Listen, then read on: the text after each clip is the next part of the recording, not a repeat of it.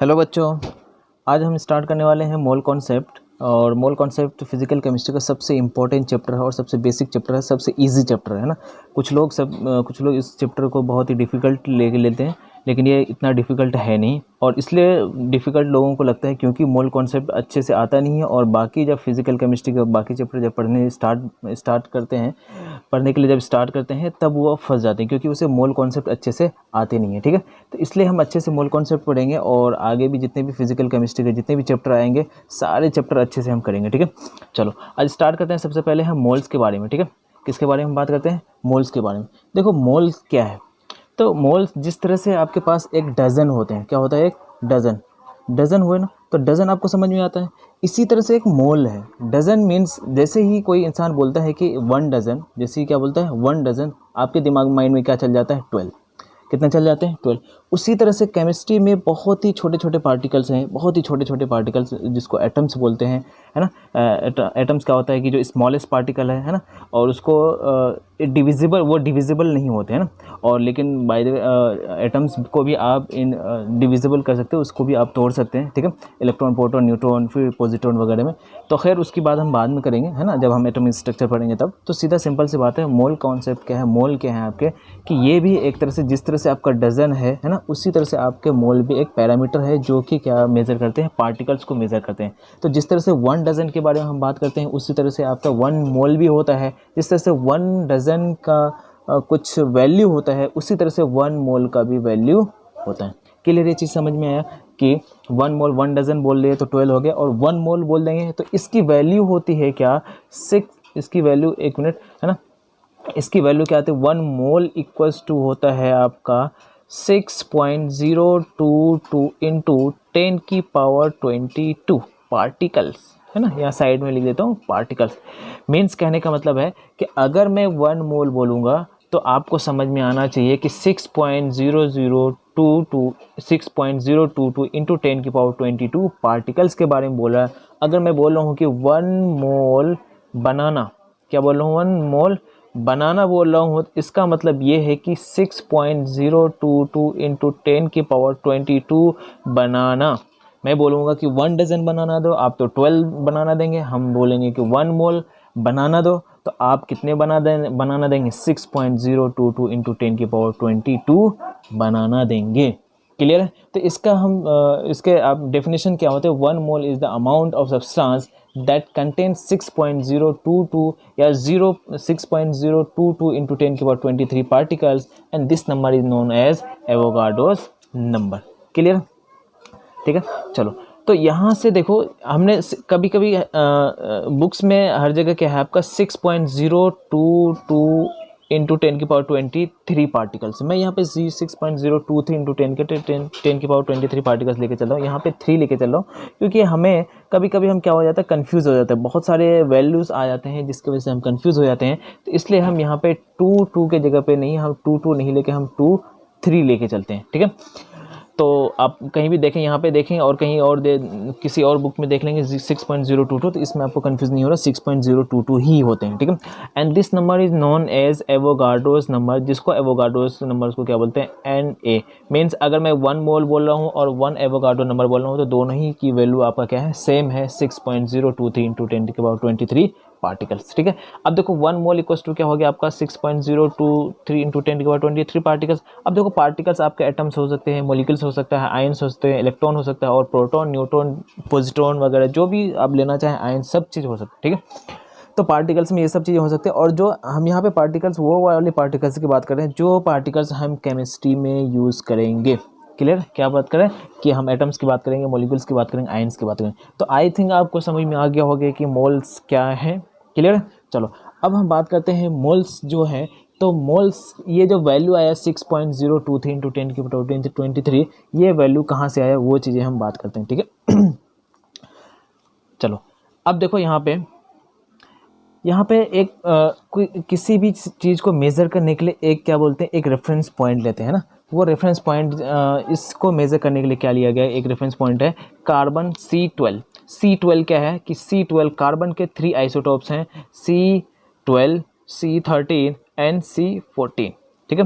तो क्या सी carbon C12 है, तो C12 का जो वैल्यू होता है, जो एक कार्बन एटम का जो वैल्यू होता है, वन कार्बन एटम का जो मास होता है, C12 का जो मास होता है, वन एटम की बात हो रही है, वन एटम का जो मास होता है 1.99 इंटू 10 1.992648 इंटू 10 की पावर माइनस 23 ग्राम। ये माइनस है, देखो 10 की पावर माइनस 23 ग्राम, जो कि आप अपनी नंगी आंखों से आप देख भी नहीं सकते कि इतने ग्राम होंगे। ठीक है, तो ये स्पेक्ट्रोस्कोपी से देखा गया है ना, कि एक कार्बन का वैल्यू इतना होते हैं। तो इसी तरह से देखो अब यहाँ पे इतना ग्राम इतना gram of carbon has one atom का मास इतना है, इसलिए 1 ग्राम का कितना मास होगा, 1/, इतना मास होगा। इसी तरह से कार्बन का जो एटॉमिक मास होता है, एटॉमिक मास वो कितना होता है, 12 होता है। कार्बन का एटॉमिक मास कितना होता है, 12। तो 1 ग्राम में इतना एटम्स है, तो 12 ग्राम में कितना एटम्स होगा। समझ में आ रहा कुछ क्या बोल रहे हैं हम, कि 1 ग्राम में जो कार्बन के एटम है 1/, इतना एटम है। ठीक है, इसी तरह से 12 ग्राम में कितना होगा, तो ये हो गया, इतना वैल्यू आ जाता है 6.022 इंटू 10 के पावर 23 एटम्स हो जाते हैं। ठीक है, अब ये वैल्यू तो आपको समझ में आ गया। ठीक है, अब हम बात करेंगे कि मोल जो है आपके, नंबर ऑफ मोल्स कैसे कैलकुलेट करते हैं। नंबर ऑफ मोल्स कैलकुलेट करने के क्या क्या और तरीके हो सकते हैं। ठीक है, पहली चीज़ तो ये और उसके ऊपर हम बहुत सारे क्वेश्चंस करेंगे, क्योंकि हम पीछे इसलिए हो जाते हैं क्योंकि हम नंबर ऑफ क्वेश्चंस नहीं करते तो हम कहीं ना कहीं हम पीछे हो जाते हैं। ठीक है, तो आज हम नंबर ऑफ मोल्स कैलकुलेट करने का सबसे पहला तरीका देखेंगे, है ना। कैलकुलेशन ऑफ मोल में हमारे पास जो कैलकुलेशन ऑफ मोल्स में 3 टाइप्स के नंबर ऑफ मोल्स कैलकुलेट करने का मेथड है। ठीक है, तो वो पहला मेथड है आपके क्या है, कि जब आपको क्या दिया हुआ हो, मास गिवन हो, क्या दिया हुआ हो, मास गिवन हो। 3 टाइप्स हैं अपने पास नंबर ऑफ मोल्स कैलकुलेट करने के। तो सबसे पहले इफ़ मास इज गिवन, क्या है, अगर मास गिवन हो तो number of moles equals to क्या होता है, गिवन मास बाई मोलर मास।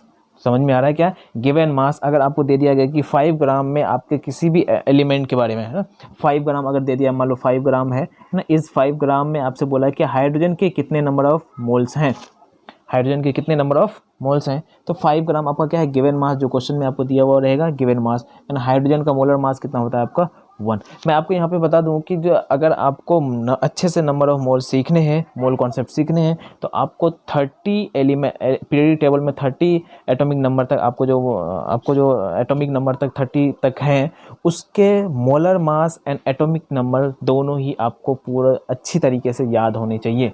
क्या समझ में आया कि 30 एटॉमिक नंबर तक जो है आपके जिंक तक जो एलिमेंट है, सबके आपको क्या याद होने चाहिए, atomic mass and atomic number याद, दोनों ही चीज़ याद होनी चाहिए। क्योंकि बिना एटॉमिक मास के, बिना मोलर मास के आप नंबर ऑफ मोल्स कैलकुलेट नहीं कर पाएंगे। जब नंबर ऑफ मोल्स कैलकुलेट नहीं कर पाएंगे तो आप नंबर ऑफ मॉलिक्यूल्स कैलकुलेट नहीं कर पाएंगे, नंबर ऑफ एटम्स कैलकुलेट नहीं कर पाएंगे, मोलरिटी ये सब कुछ भी आपको नहीं आएगा बिना नंबर ऑफ मोल्स कैलकुलेट किए।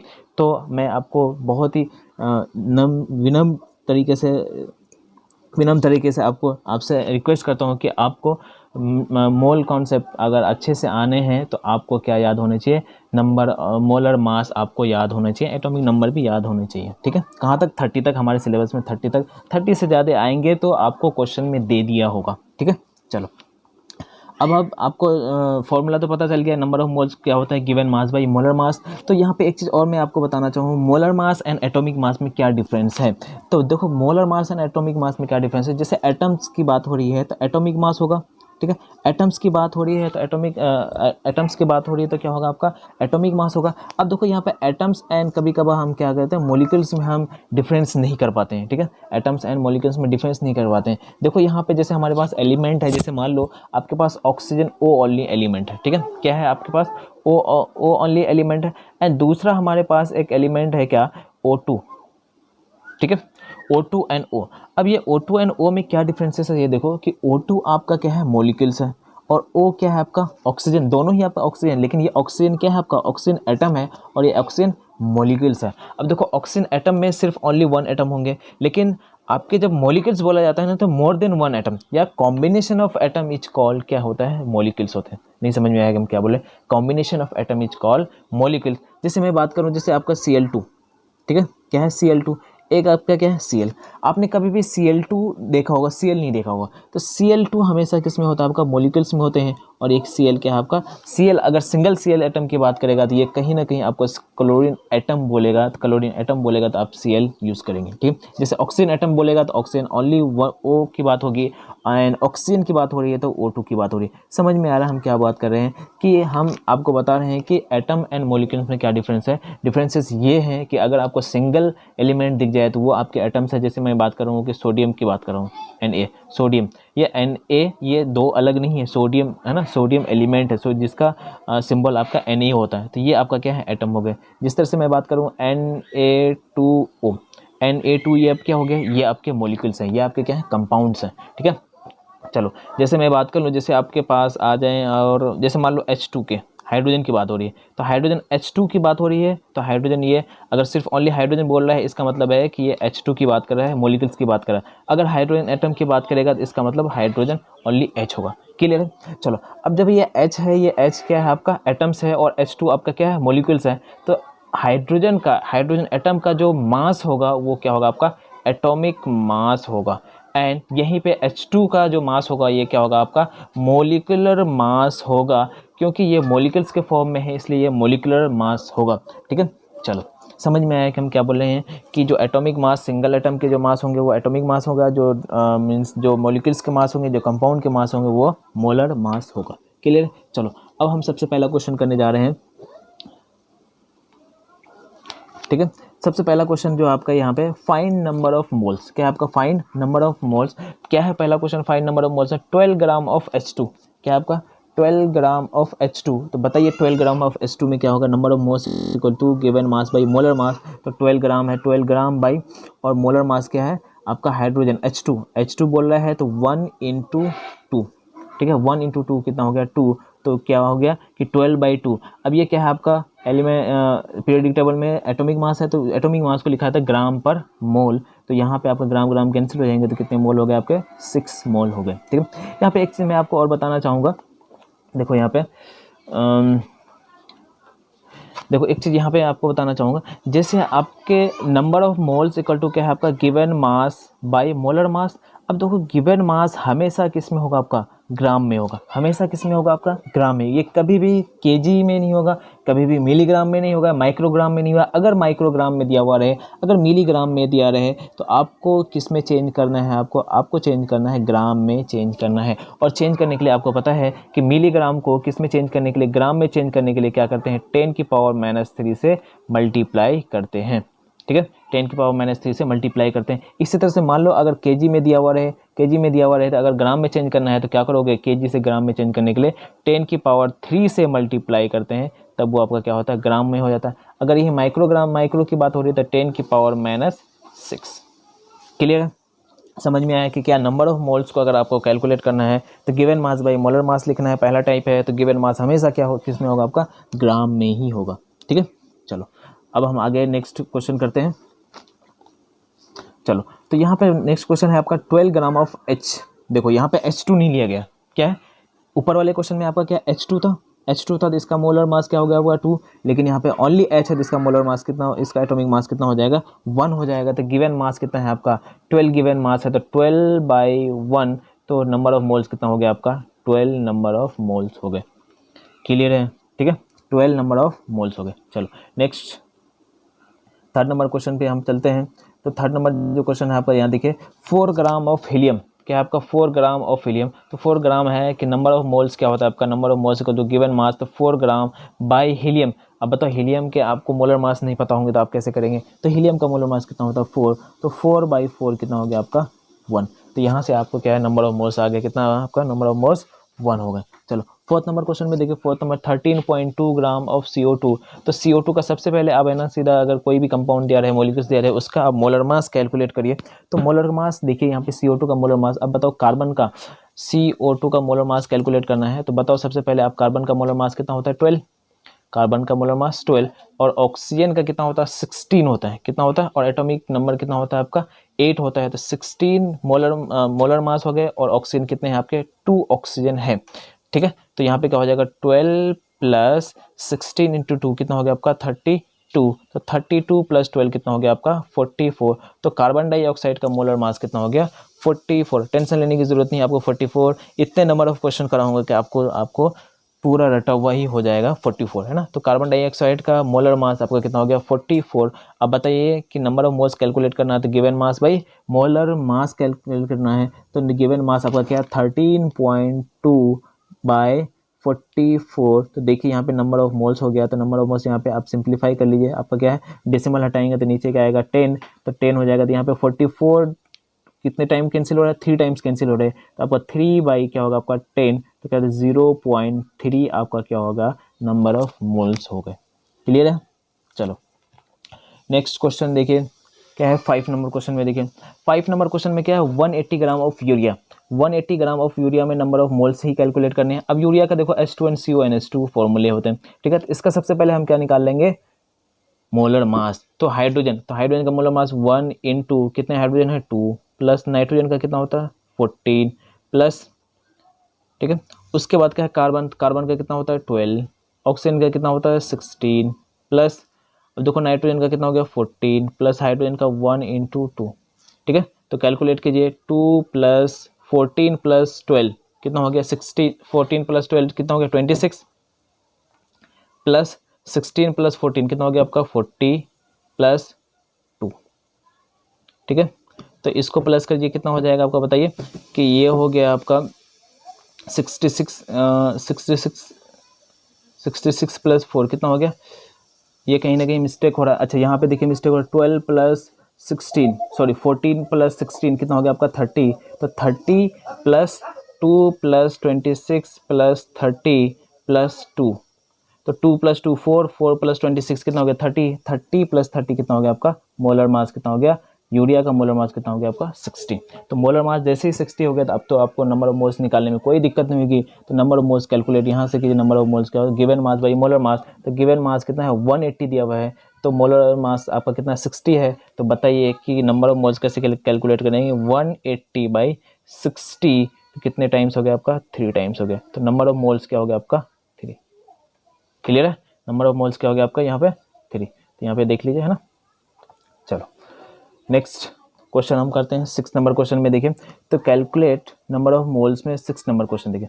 अब देखिए 6 नंबर क्वेश्चन में आपका क्या है कि 24 मिलीग्राम बोला है, 24 मिलीग्राम ऑफ O3, तो 24 मिलीग्राम ऑफ O3 की बात हो रही है। तो O3 का सबसे पहले आप क्या कीजिए कि मोलर मास कैलकुलेट करिए। तो मोलर मास क्या है आपका 16 इंटू 3, ऑक्सीजन का मोलर मास कितना 16 एंड कितने नंबर ऑफ एटम्स है 3, तो कितना हो गया 48, ठीक है।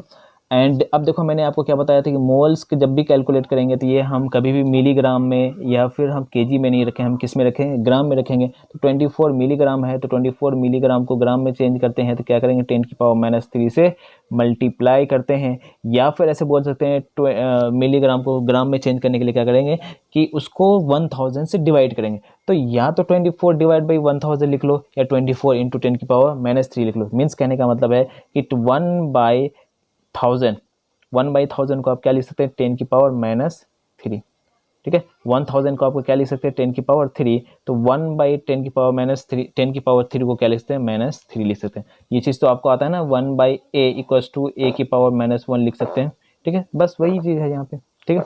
चलो तो समझ में आ गया कि यहाँ पहले हम पे क्या करेंगे मिलीग्राम में चेंज करेंगे, मिलीग्राम को ग्राम में चेंज करेंगे, यहाँ से आपको ग्राम में चेंज हो गया।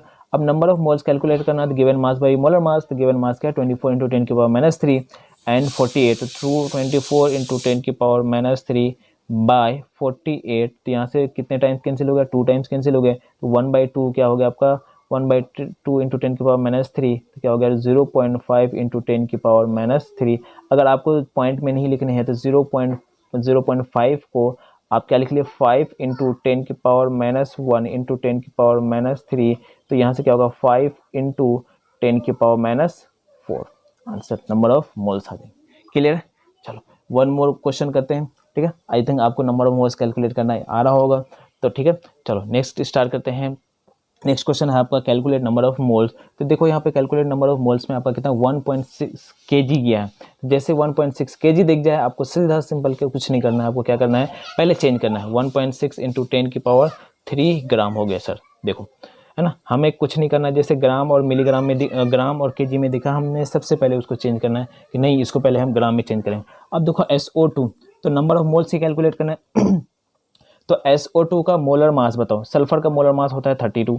हाँ, बिना आपको मोलर मास याद हुए आपको नहीं आएंगे। तो सल्फर का कितना हो गया 32 एंड ऑक्सीजन का कितना होता है 16 एंड 16 और ऑक्सीजन का एटम्स कितने हैं 2 एटम है। तो 32 + 32 कितना हो गया 64। ठीक है, मोलर मास आ गया 64। तो अब यहाँ से गिवन मास बाई मोलर मास यहाँ पे कर लीजिए। ठीक है, तो 1.6 × 10⁻³ तो ये डेसिमल अगर मैं हटा लूँ यहाँ से तो यहाँ पे डेसिमल 10 हो जाएंगे और 16 4 जा 64 तो क्या हो जाएगा 1/4 इंटू, देखो 10⁻³ ऊपर है और 10 नीचे है तो एक 10 कैंसिल हो जाएगा तो क्या होगा 10⁻²। तो 10⁻² कितना हो गया 100/4 तो क्या लिखोगे आपको 100/4 क्या होता है आपका 25। तो ये हो गया आपके 0.25 × 10⁻² लिख लो या फिर 25 लिख लो, दोनों ही आपका वैल्यू क्या है आपका सेम ही है। ठीक है, चलो आज के लिए हम इतना ही रखते हैं। नंबर ऑफ मोल्स हमने कैलकुलेट किया, ये पहला टाइप का था, है ना। सेकेंड लेक्चर में आप देखे कि नंबर ऑफ मोल्स कैलकुलेट करने का कौन सा मेथड है वो हम आगे देखेंगे फिर। ठीक है, उसके बाद हम थर्ड, फिर उसके बाद हम सारे चैप्टर मोल कॉन्सेप्ट पूरा लेक्चर हम आपको प्रोवाइड करेंगे। ठीक है, एंड आपको वीडियो अच्छे लगे तो शेयर एंड कमेंट जरूर किया, और कोई भी डाउट हो तो आप हमें व्हाट्सअप कर सकते हैं मोल कॉन्सेप्ट से रिलेटेड। क्लियर है, चलो ठीक है, थैंक यू।